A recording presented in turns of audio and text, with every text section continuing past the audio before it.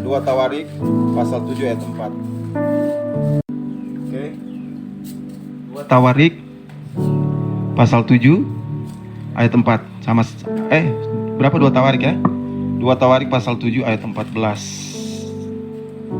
Ayat 14. 2 Tawarik pasal 7 sudah?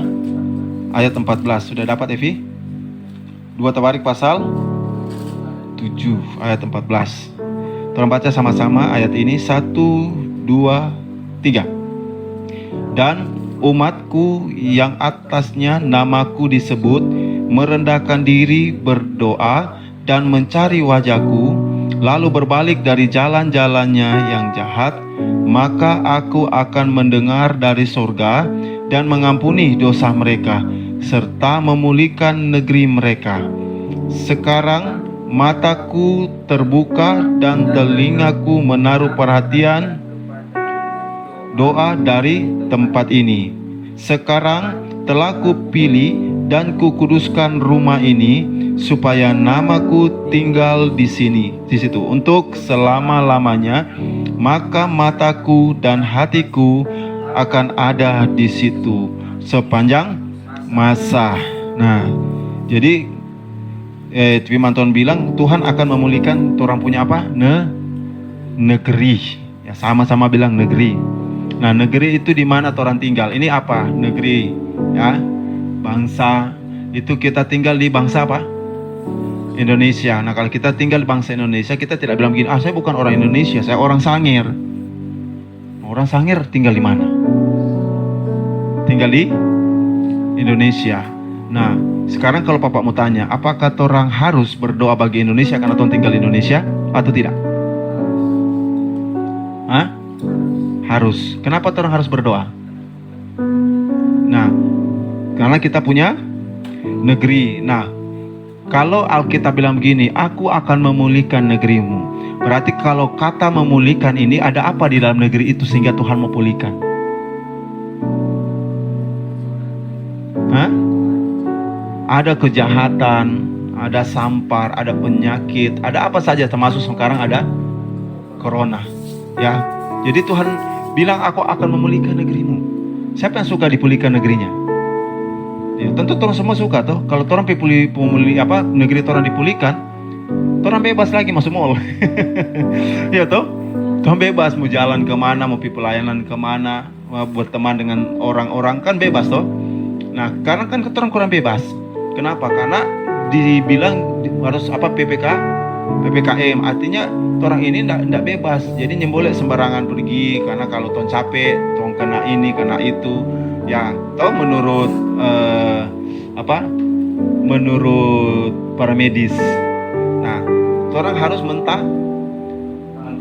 Nah, jadi kata pemulihan ini berarti begini, bahwa berarti ada penyakit. Nah, penyakit ini adalah perusak, ya, yang perlu dipulihkan. Contoh, Papa kasih contoh. Misalnya adik Eyan, dia ada apa namanya? Itu yang parcel ya. Yang kasih hambur-hambur baru dibuat, ya, misalnya rumah dihambur-hambur. Nah, jadi misalnya ini sebuah rumah jadi bagus. Tiba-tiba dikasih semua, dihambur lagi. Nah, berarti kalau sudah hambur itu berarti bukan pulih toh. Nah, itu rusak begitu toh. Nah, sekarang bagaimana caranya untuk memulihkan dia? Kita atur lagi, kita buat lagi. Nah, sama dengan Tuhan. Negerinya kita orang ini dia so hancur.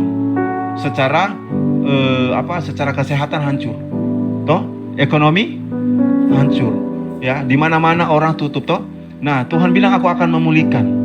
Ya, Tuhan, aku akan memulihkan siapa? Memulihkan negeri siapa yang akan dipulihkan? Bilang Indonesia dipulihkan. Nah, ulang, Indonesia dipulihkan. Nah, jadi kalau Indonesia dipulihkan berarti orang sekolah sudah face to face, yang buku menghadap muka, atau di sekolah, masuk sekolah semua. Kalau sekarang masuk sekolah kan tidak. Ya, sekarang masuk apa? Masuk Zoom.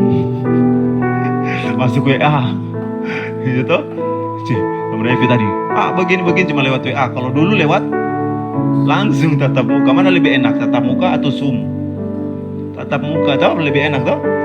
Kenapa lebih enak? Karena kalau tatap muka itu langsung ada teman-teman di situ, atau bisa bergaul dengan orang. Kalau begini bagaimana bergaul? Orang kirim itu, namanya ini, tapi tidak tahu halo hai apa, cuma halo hai, tapi orang tidak melihat orang-orang itu toh. Nah, jadi Tuhan mau pulihkan itu. Nah, sama-sama Tuhan bilang Tuhan mau pulihkan itu. Nah, sekarang orang mau belajar bagaimana Tuhan bagaimana caranya Tuhan memulihkan keadaan itu. Nah, dari orang itu bagaimana? Nah, orang lihat ayat 14. Ya. Lihat ayat 14. Pertama, coba baca dari bagian pertama sekali, baca. Tidak.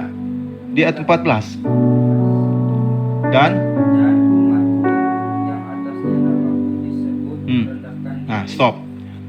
Bagaimana cara Tuhan memulihkan bangsa ini? Nah, merendahkan diri. Merendahkan diri itu bagaimana? Bagaimana, Evi?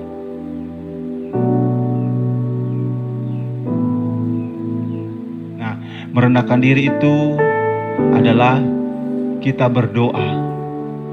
Berdoa, memohon kepada Tuhan. Sama-sama bilang memohon. Jadi merendahkan diri itu adalah apa? Berdoa memohon kepada Tuhan. Mohon apa kepada Tuhan? Minta kasih karunia. Minta apa? Belas kasihan. Belas kasihan siapa? Tuhan. Nah, jadi merendahkan diri. Jadi ada orang yang berdoa puasa, itu juga merendahkan diri. Ada orang yang biar tidak puasa tapi memohon belas kasihan Tuhan. Merendahkan diri artinya begini. Kalau orang merendahkan diri berarti Tuhan lebih besar. Nah, jadi misalnya orang ada dalam hadirat Tuhan, orang tidak lihat Tuhan itu sama dengan orang, tidak. Tapi begitu orang ada dalam hadirat Tuhan, orang dapat orang tidak lihat kecil, tapi Tuhan itu apa? Besar dan mulia. Nah, ketika orang merendahkan diri di bawah kaki Tuhan, orang berdoa, orang meminta Tuhan, tolong tumpu bangsa. Tuhan, tolong medis-medis. Tuhan, tolong kita orang orang presiden, tolong pemerintah. Tolong merendahkan diri. Maka ketika orang merendahkan diri, dia bilang ketika orang merendahkan diri, dia akan Nah, siapa pernah baca tentang Yunus? Ya, apa yang diceritakan Yunus di Niniwe? Kasih kuat.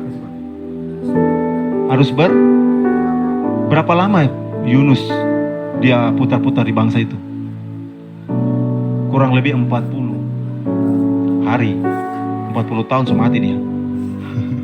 40 hari. Ya, dia putar-putar cuma berteriak apa? Bertobatlah, sebab Allah akan memusnahkan tempat ini. Bertobatlah. Nah, semua orang yang ada di kota itu mendengarkah tidak? Para pelacur mendengar, pengemis mendengar, pemerintah mendengar, rajanya mendengar, semua orang dengar. Apa yang terjadi ketika orang dengar? Orang rasa takut. Dan pada waktu mereka rasa takut, apa yang membuat? Berarti merendah. Nah, pada waktu orang merendahkan diri, apa yang terjadi? Tuhan ampuni, Tuhan pulihkan Niniwe. Kenapa? Karena orang merendahkan diri, orang berdoa, orang minta ampun sama Tuhan. Ketika orang minta ampun sama Tuhan dari jalan-jalan orang yang jahat, dan Tuhan pulihkan keadaan orang-orang di Niniwe. Itu yang maksudnya kalau orang belajar, meskipun kamu masih kecil, belajar berdoa, belajar meminta belas kasihan Tuhan, belajar meminta kasih Tuhan turun dalam topik kehidupan atau atas topik bangsa, maka Tuhan akan jawab, akan memulihkan. Apa yang dipulihkan? Bangsa kita dipulihkan. Apalagi dipulihkan? Keluarga kita dipulihkan. Apalagi dipulihkan? Hidup kita dipulihkan oleh Tuhan. Jadi Tuhan adalah Tuhan yang sangat mengasihi. Kehidupan sama-sama bilang mengasihi. Nah, dia bilang begitu toh. Umatku di atas namaku disebut merendahkan diri. Baru apa? Berdoa, mencari wajah. Wajah siapa? Wajah Tuhan. Apa itu wajah Tuhan? Wajah Tuhan artinya hadirat Ulang, wajah Tuhan apa? Hadirat Tuhan. Sekali lagi, wajah Tuhan apa? Hadiratnya. Nah, jadi Tuhan bilang kalau orang merendahkan diri, orang berdoa dan mencari wajahnya, maka Tuhan akan pulihkan negeri. Ya, jadi itu sebabnya orang kenapa Bapak saya ini ajar kamu untuk berdoa setiap hari. Tujuannya adalah merendahkan diri. Bukan cuma kita yang berdoa, ada banyak orang sementara berdoa hari-hari ini. Jadi kalau ada 1 Evi, 2 Evi, 3 Evi, 4 Rean, 5 Rean, dan seterusnya, Theo, Papa, dan ada orang-orang yang lain lagi berdoa, merendahkan diri di hadapan Tuhan. Kira-kira Tuhan dengar nggak doa kita? Kenapa Tuhan dengar? Karena merendahkan diri. Kenapa merendahkan diri? Merendahkan diri karena kita karena Tuhan yang maha kuasa, maha besar, ya. Tuhan yang maha besar. Nah, dia bilang kalau kita merendahkan diri, berdoa dan mencari wajah. Nah, mencari wajah, mencari hadiratnya, mencari kasihnya. Ya, hadiratnya itu seperti kita dalam rumah ini. Ya, di rumah ini ada Papa. Ya. Jadi ada waktu Papa jauh, Papa pi pelayanan. Nah, kamu cuma ada perasa ada Papa, tapi kamu tidak melihat bahwa Papa ada di situ, toh? Tapi begitu Papa datang, Papa, kamu bisa peluk saya, toh? Kamu bisa cium saya bisa peluk kamu, saya bisa cium kamu, ya. Bisa tinggal di dalam rumah, sama-sama di dalam rumah. Nah, ini namanya ada wajahnya, berarti hadiratnya ada. Dan itu yang Bapak mau, itu yang Tuhan mau. Cari wajahnya, cari hadiratnya. Jadi orang, biarpun kamu masih kecil, ya, Papa percaya apa yang ditabur, firman yang ditabur ini tidak akan kembali dengan sia-sia. Ini akan bekerja sama kamu. Satu saat karena kamu punya generasi, ini akan jadi generasi yang hebat, generasi yang luar biasa, ya. Jadi Papa percaya sekali. Percaya apa? Percaya sama Tuhan. Karena kamu ini nanti akan menjadi anak-anak yang akan membawa hadirat Tuhan dimanapun kamu berada. Mungkin hari ini kamu dalam kedisiplin Tuhan sama seperti bangsa ini. Tetapi satu saat Tuhan akan pulihkan. Ya, jadi bangsa ini akan dipulihkan kalau merendahkan diri dan mencari wajah Tuhan. Dan kemudian dibilang gini, lalu berbalik dari jalan-jalannya yang jahat. Nah, cari wajah Tuhan. Tuhan bilang, Alkitab bilang, firman Tuhan bilang belum cukup. Harus berbalik dari jalan yang jahat. Kata berbalik berarti bertobat. Nah, berarti harus apa? Bertobat. Nah, orang so berdoa, tapi harus bertobat juga. Nah, kalau orang bertobat, bangsa ini bertobat dari cara hidupnya yang salah, ya, dari orang-orang yang suka korupsi, ya, dari orang-orang yang suka mempermainkan kesehatan orang lain, ya, pokoknya dari hal-hal yang jahat di mata Tuhan, ya. Kalau berbalik dari jalan-jalan yang jahat, maka Tuhan akan bagus, ya, memulihkan. Ya, memulihkan. Bilang sama-sama amin untuk pemulihan Tuhan. Ya, ulang amin untuk pemulihan Tuhan. Iya, untuk pemulihan Tuhan. Yang penting kita harus keluar dari jalan-jalan kita yang jahat. Kalau tahu itu dusta, kalau tahu itu tahu itu jahat, ya, maki itu tidak baik, jangan ikut, jangan jalan di situ. Ya, kalau tahu mencuri itu tidak baik, tidak boleh ikut di jalan itu. Ya, kalau tahu orang lebih dewasa, jangan panggil nama, harus panggil itu menghormati namanya. Tapi kalau tidak menghormati orang tua penting. Nah, kalau Tuhan tidak menghormati orang tua, nanti jalan hidupnya orang nanti pendek, bukan panjang. Orang yang tidak bisa menghormati orang tua, jalan hidupnya pendek. Karena Alkitab bilang hormatilah orang, ya, bapak dan ibumu, maka lanjut umurmu, usiamu. Jadi kalau tidak menghormati orang tua, berarti umur kita akan pendek. Oh, bagaimana dengan orang tua yang jahat? Mau bentuk apapun tempo orang tua, ya, tetap harus menghormati dorang, karena dorang adalah wakil. Ya, meskipun tidak mengerti, Ya, kita harus berdoa bagi orang-orang tua yang tidak mengerti. Tapi mereka adalah wakil Allah di bumi. Ya, jadi menghormati. Kalau kita bisa menghormati Tuhan, kita juga harus menghormati orang tua. Nah, kalau tidak bisa menghormati orang tua, sekarang waktunya mungkin orang berbalik dari jalan-jalan yang jahat. Maka Tuhan akan pulihkan. Ya, Tuhan akan pulihkan. Jadi negeri ini akan dipulihkan oleh Tuhan kalau orang berjalan di jalan yang benar, bukan jalan yang jahat. Jalan yang benar. Ya, bilang sama-sama jalan yang benar. Ya, jalan yang benar. Nah, baru kemudian di ayatnya yang